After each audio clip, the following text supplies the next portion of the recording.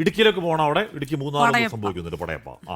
ഇടുക്കി മൂന്നാറിൽ വഴി തടഞ്ഞ് കാട്ടാന പടയപ്പ. അരമണിക്കൂറോളം ഗതാഗതം തടസ്സപ്പെട്ടു. ആന ഇപ്പോഴും ജനവാസ മേഖലയിൽ തുടരുകയാണ്. രാഹുൽ വിജയൻ വിവരങ്ങളുമായി ചേരുന്നു.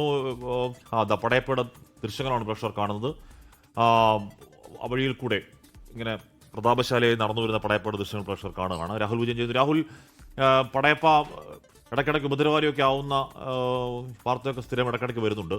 ഇപ്പോഴും അവിടെ തന്നെ തുടരുകയാണോ? ഇതിലേക്ക് കാട് കയറാൻ പ്ലാനില്ലേ രാഹുൽ?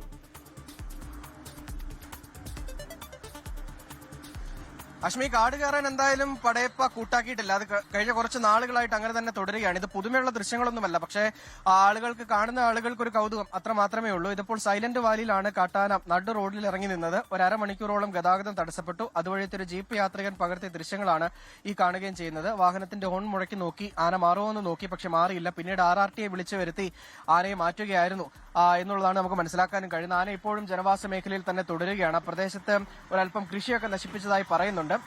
മറ്റ് അനിഷ്ട സംഭവങ്ങളൊന്നും തന്നെ റിപ്പോർട്ട് ചെയ്യപ്പെട്ടിട്ടില്ല. വലിയ പ്രശ്നക്കാരനല്ല നിലവിൽ പടയപ്പ. മതപ്പാടിൽ നിന്നൊക്കെ മാറി ഇപ്പോൾ ശാന്തനായിട്ട് തുടരുകയായിരുന്നു. കഴിഞ്ഞ ദിവസം കന്നിമലയിലായിരുന്നു, അതിപ്പോൾ സൈലന്റ് വാലിയിലേക്ക് എത്തിയിരിക്കുന്നു എന്നുള്ളതാണ് ഒരു പുതുമയുള്ളത്. അല്ലെ, കൊച്ചി ധനുഷ്കോടി ദേശീയപാതയിൽ ടോൾ പ്ലാസയ്ക്ക് അടുത്തൊക്കെ വന്നായിരുന്നു. അവിടെ നൈസായിട്ട് ഇതുപോലെ വണ്ടി പറഞ്ഞായിരുന്നു. അതെ, കൊച്ചി ധനുഷ്കോടി ദേശീയപാതയിൽ ഇറങ്ങിയിരുന്നു, ടോൾ പ്ലാസയിൽ എത്തിയിരുന്നു. അവിടെ വാഹനങ്ങൾ തടഞ്ഞിരുന്നു. പിന്നീട് ഈ ദേവികുളം ടൗണിൽ ഇറങ്ങിയും ഇറച്ചിപ്പാലത്തിന് സമീപത്തും ഗതാഗതം പൂർണ്ണമായിട്ടും തടസ്സപ്പെടുന്ന സ്ഥിതിവിശേഷമൊക്കെ ഉണ്ടായിരുന്നു.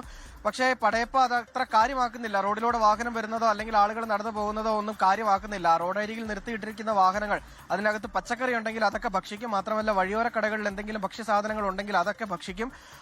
ചെറിയ തോതിൽ കടകളൊക്കെ ഇങ്ങനെ തകർത്ത് അങ്ങ് പോവുകയാണ്. വഴിയോര കടകളാണ് ഈ തകർക്കുന്നതൊക്കെ. വേറെന്തെങ്കിലും വീടുകൾക്ക് ആക്രമണം നടത്തുകയോ അല്ലെങ്കിൽ ആളുകൾക്ക് നേരെ പാഞ്ഞെടുക്കുകയോ ഒന്നും സമീപ നാളുകളിൽ പടയപ്പ ചെയ്തിട്ടില്ല. പക്ഷേ ഒരല്പം സൂക്ഷിക്കുക. ആളുകൾക്ക് കൗതുകം കൂടി, വലിയ പ്രശ്നക്കാരനല്ല എന്ന് കരുതി ഈ പടയപ്പയുടെ അടുത്തേക്ക് ചെന്ന് കഴിഞ്ഞാൽ കാര്യങ്ങൾ അത്ര ലോകത്തെവിടെയായാലും ഏത് സമയത്തും 24 വാർത്തകളും ഓഗ്മെന്റഡ് റിയാലിറ്റി പാക്കേജുകളും എക്സ്പ്ലെയിനറുകളും വിശദമായി കാണാൻ ഞങ്ങളുടെ യൂട്യൂബ് ചാനൽ നിങ്ങൾക്ക് സബ്സ്ക്രൈബ് ചെയ്യാം.